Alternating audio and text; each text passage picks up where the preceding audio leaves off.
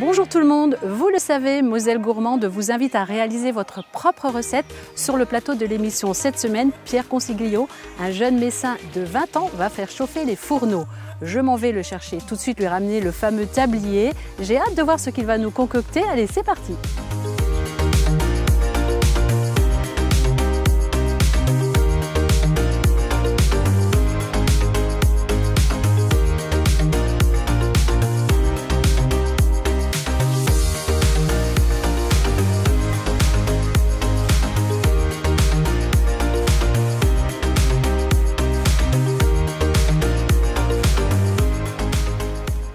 Oh René-Anne, mais qu'est-ce que vous faites là? Bonjour Pierre, eh bien écoutez, vous êtes inscrit pour participer à l'émission Moselle Gourmande vous invite. Eh bien vous avez été tiré au sort, je suis ravie. Je vous ai amené le tablier, on ne perd pas de temps, je vois que vous n'êtes pas prêts. Alors allez, enfilez un jean et puis on va sur le plateau, ok? À tout de suite.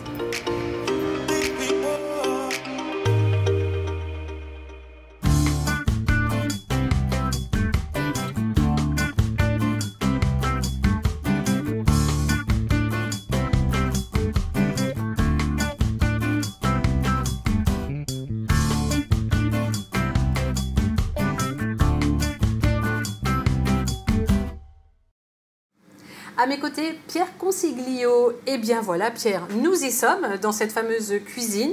Vous allez prendre les commandes de cette émission pendant 26 minutes. Alors j'avoue que j'ai eu un peu de mal à vous faire sortir de votre tanière, hein.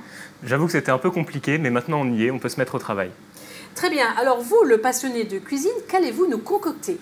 Je vais vous concocter aujourd'hui des cuisses de poulet avec une sauce au cidre et aux poires. Donc je vous laisse découvrir par la suite, accompagné de carottes et de pommes de terre. Très bien Pierre.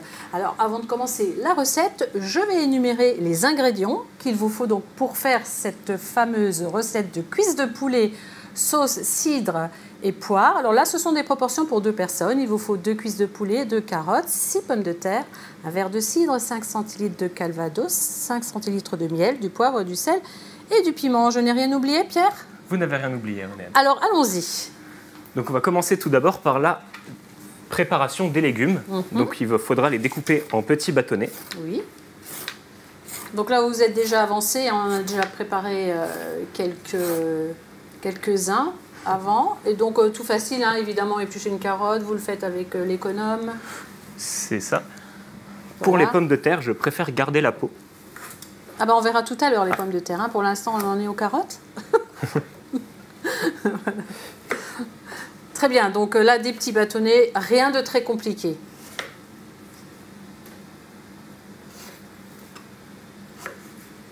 Voilà.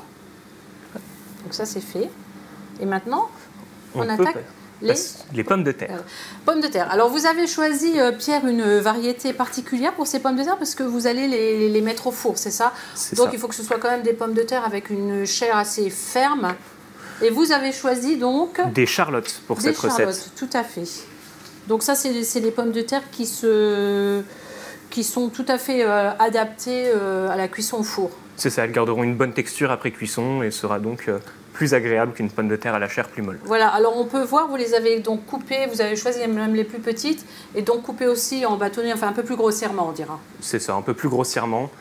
On n'est pas forcé d'avoir une précision excellente sur la découpe des légumes, mais ça fait toujours plaisir. Parfait. On passe maintenant à la poire. Alors là, la poire. Donc vous avez choisi aussi une certaine variété de poires pour cette recette. Hein, vous avez choisi, les angélis, hein, oui, c'est ça? J'ai choisi une poire angélis. Voilà. Ces saveurs se marient très bien pour des plats sucrés salés. Oui. Donc elle a aussi pardon, elles sont assez juteuses et tout en étant fermes, fondantes, parfait aussi pour cette recette. C'est ça, ce sont vraiment la sorte de poire qui nous permettra de réaliser une bonne recette sucrée-salée avec une sauce au cidre. Ça va donner cette petite pointe sucrée, certainement très agréable, on goûtera ça à la fin. Hein. Donc là, vous faites quoi? Des petits cubes alors là, hein? C'est ça, des petits cubes. Bâtonnets pour les légumes et cubes pour la poire. Vous cuisinez souvent comme ça pour vos amis, votre famille? Comment ça se passe? Ça m'arrive assez régulièrement, oui, d'organiser des petits repas entre amis. où j'aime bien prendre la place derrière les fourneaux. Vous improvisez, vous prenez ce que vous avez dans le réfrigérateur et vous improvisez une recette ou vous préparez à l'avance? Comment ça se passe? Comment vous organisez? Pour être honnête, ça se passe souvent en improvisation. c'est que j'ai l'envie de faire partager la cuisine et je cherche dans le réfrigérateur n'importe quels éléments qui pourraient se marier les uns avec les autres pour donner une recette originale et sympathique. Donc vous faites des mélanges parfois, vous testez sur vos amis, c'est ça? C'est ça, ils sont souvent cobayes. Bon. Donc là, la poire, on termine le découpage, c'est bon. La poire est prête. Alors évidemment, vous avez choisi la poire, mais on peut peut-être choisir un autre fruit aussi, non? Ça pourrait se marier avec cette recette. Oui, je suppose je sais pas, que... Je pense à la pomme, parce que bon, en plus, vous avez du cidre dans cette recette, pourquoi pas? La pomme pourrait très bien aller, mais en ayant déjà du cidre, je souhaitais d'autres saveurs pour ne pas rester que sur la pomme. Très bien. Alors, étape suivante, Pierre. Étape suivante, nous allons commencer la cuisson des légumes au four. Oui. Donc le four a déjà été préchauffé. À combien et il est à 230 degrés. La cuisson durera environ 10 minutes. Oui. Comme ça, les légumes pourront cuire et seront un peu rôtis en surface et cuits à cœur. Très bien. Donc c'est vrai que la cuisson des légumes au four, c'est comme ça sur un papier sulfurisé, c'est pas commun, hein, c'est pas mal. C'est la solution la plus pratique que j'ai trouvée. Non, mais pourquoi pas? Je suis sûre que ça va être très bon. Cette cuisson ne me fait jamais défaut. Bah oui, vous avez testé, hein, d'après ce que j'ai cru comprendre. Vous avez testé ça avant de venir chez vous, et je crois même hier soir encore, non? Effectivement, pour ajuster les derniers détails de la recette, je l'ai refaite hier soir pour que tout fonctionne à la perfection. Très bien. Donc là, quelques pommes de terre, un peu de carottes. Évidemment, après, on sait très bien que la cuisine, c'est aussi un petit peu selon nos envies, selon nos goûts, selon les invités. Vous avez choisi des carottes, mais évidemment, vous pouvez choisir un autre légume, hein, ça va parfaitement aussi. Hein. Et puis, vous avez choisi une pomme de terre, mais on peut imaginer d'autres légumes, évidemment. Oui, bien sûr, la recette est adaptable selon les goûts et les envies de chacun. Voilà. Donc pour la cuisson, un petit filet d'huile d'olive.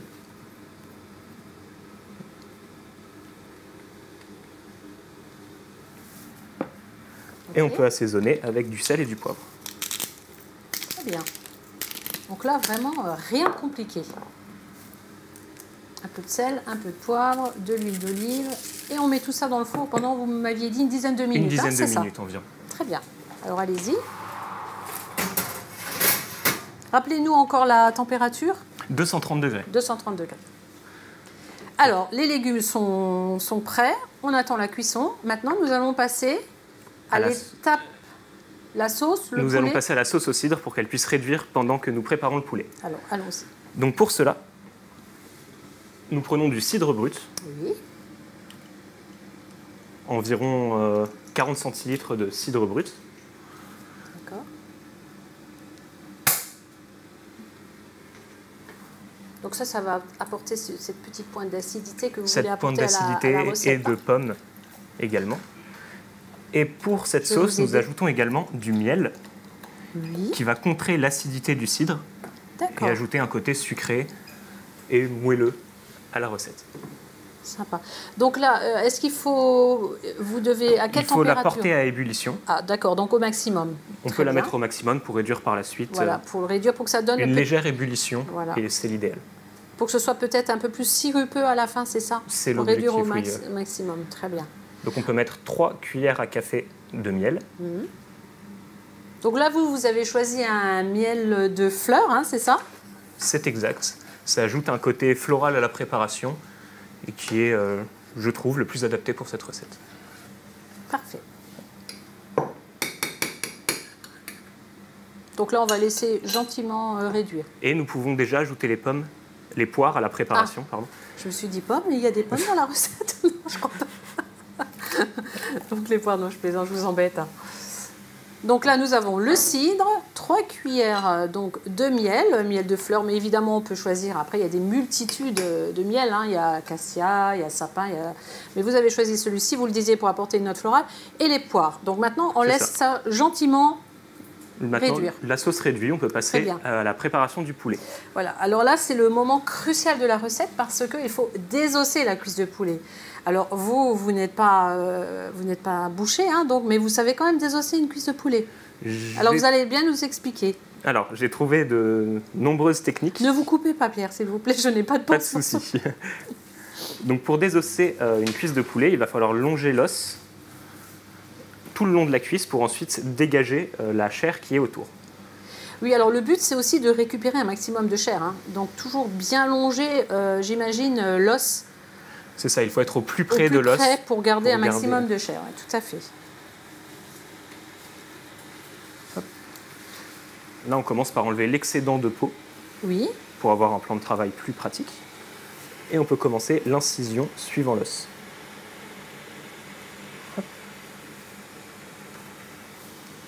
Ok. Donc là, vous le sentez au niveau, quand vous passez le couteau, vous sentez bien l'os et vous le longez, hein, c'est ça? On sent la résistance, c'est voilà. ça. Pour la première incision, oui. On peut y aller avec le dos de la lame pour que le couteau glisse directement sur l'os. Très bien.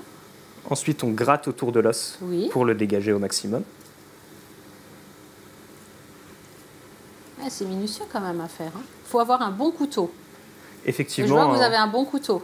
Il faut trouver le couteau le plus aiguisé que vous puissiez avoir. Okay. Sinon, le désossage ne se passera pas correctement. Voilà, faites doucement quand même. Ensuite, on peut dégager la chair de l'os pour continuer à longer. Et après, on gratte un peu au niveau de l'os pour récupérer le maximum de chair. Hein. Ça c'est ça. Parfait. Donc, on a dégagé la première partie de la cuisse. Oui.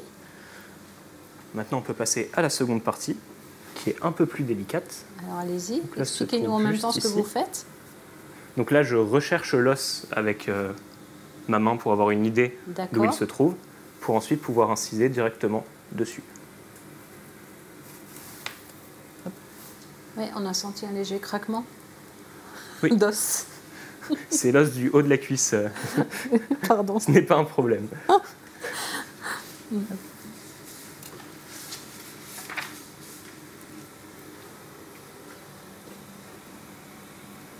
On va y arriver au bout de cette cuisse de poulet. Ça vient tranquillement. La cuisse arrive. Ça sent très très bon. Hein. Là, je sens déjà la sauce avec le cidre, le miel et la poire. Ça dégage des arômes très sympathiques ici. Et plus la sauce réduit, plus elle gagne en arôme. Oui, ça sent bon.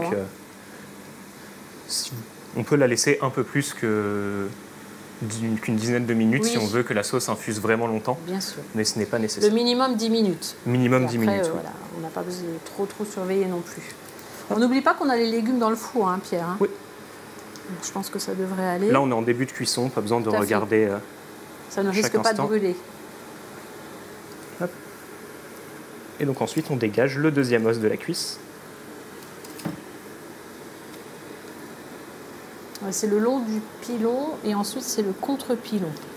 Voilà. Et après, il y a la jointure qu'il faut enlever. C'est ça. La jointure, je dirais que c'est l'élément le plus délicat à retirer de la cuisse. Mais avec un peu de patience, elle vient sans problème. Hop. Voilà. C'est minutieux. Il faut être bien concentré. C'est sûr. Voilà, encore un tout petit peu. On va y arriver. Et après, vous coupez net. Et après, on coupe net. Voilà. Pour pouvoir séparer la chair. Et Pierre, je précise que vous faites comme les grands chefs. Vous récupérez aussi les carcasses, les os et tout pour faire du bouillon. Effectivement, on peut récupérer quasiment tous les déchets de cuisine pour ensuite les réutiliser en bouillon, notamment. Donc pour les légumes, vous pouvez récupérer les épluchures qui permettront de faire un bouillon plutôt agréable. Mais il faut que les légumes soient biologiques pour ne pas avoir des pesticides dans la peau. Évidemment, oui. Donc là, vous enlevez l'excédent de peau. Là, j'enlève l'excédent de peau, mais on en garde un petit peu. Certaines personnes aiment garder la peau sur le poulet après cuisson. Après, je crois que c'est pas top au niveau nutritif. C'est assez gras la peau. Bon, c'est assez gras, mais pour se faire plaisir de temps en temps. Mais oui, le gras, c'est la vie. Il faut du gras. Il faut du goût. Donc voici les cuisses de poulet. Voilà, vous en aviez déjà préparé une juste en amont. Maintenant, il y en a une qui est un peu plus petite que l'autre. Un petit peu. Oui. Elle sera pour vous la petite. J'accepte. Donc maintenant, pour la peau, nous pouvons passer un petit coup de chalumeau dessus pour enlever le duvet résiduel. Ah, parce qu'il reste encore du duvet sur les cuisses? Souvent, quand on achète des cuisses, il reste un petit duvet. Ah oui, j'en vois. Et pour ça, un petit coup de chalumeau rapide. C'est uniquement pour ça, quoi. Il n'y a aucun... Qui permet... Ça n'a rien à voir avec la cuisson ou le côté croustillant du poulet. Si on le souhaite, on peut passer la flamme plus longtemps pour que la peau soit croustillante. Mais ça, c'est à la volonté de chacun. Ok. Donc là, on brûle encore le reste de duvet. Hein. C'est bon. Et voilà. Il ne reste plus de duvet. On peut maintenant passer à la cuisson du poulet. Donc on les place dans une poêle bien chaude avec un filet d'huile d'olive.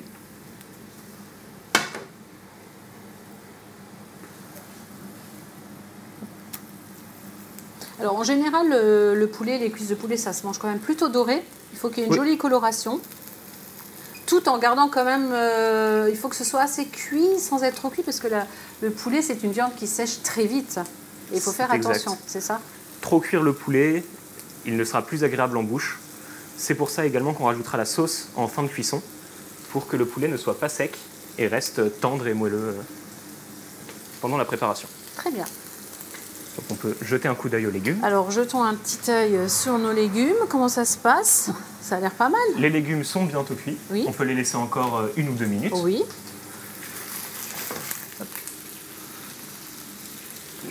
Pour la cuisson du poulet, on peut ajouter un couvercle qui permettra de conserver la chaleur à l'intérieur de la poêle et donc de les cuire plus rapidement et plus à cœur.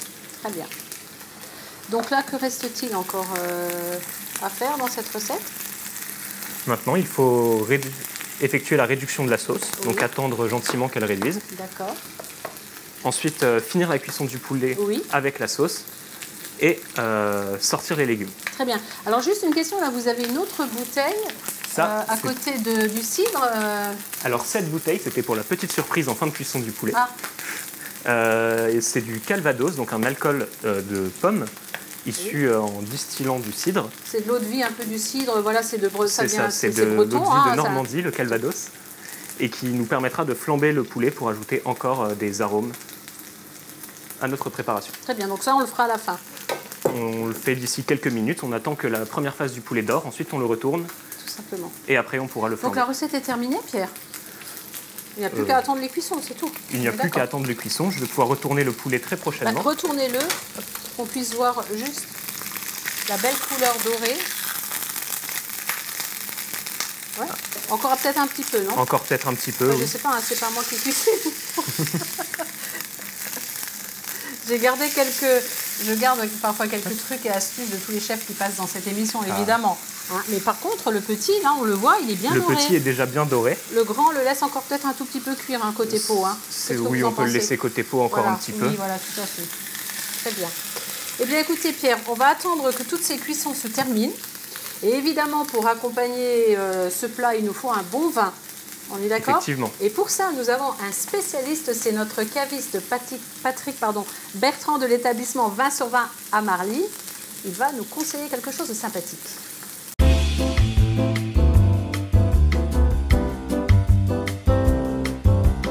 Bonjour à toute l'équipe et René parmi Alexis et Arnaud, etc. Merci d'être venus. Alors aujourd'hui, on parle champagne. Champagne triché. Blanc de noir. Pourquoi blanc de noir? Parce que c'est un champagne qui est issu que de raisins noirs, que du pinot noir.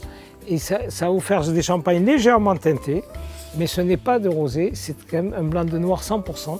Là, parce que le rosé, on l'obtient avec des assemblages de champagne blanc et de champagne rosé. Là, on est sur un 100% blanc de noir. On est sur un premier cru. Pierre Trichet ne fait que des premiers crus ou des grands crus. Et c'est des champagnes de gastronomie. Vous pouvez faire tout votre repas avec. Et se le mettre sur beaucoup de plats. Du fait qu'on est estré sur du pinot noir, on va avoir une belle matière qui va vous envoûter, vous enrober la bouche avec beaucoup de douceur ou de saveur, comme on dirait. Et voilà, on avait une personne chez nous, Christine, qui disait « Oh, j'ai du velours dans la bouche ». Et on aura du velours dans la bouche. Voilà.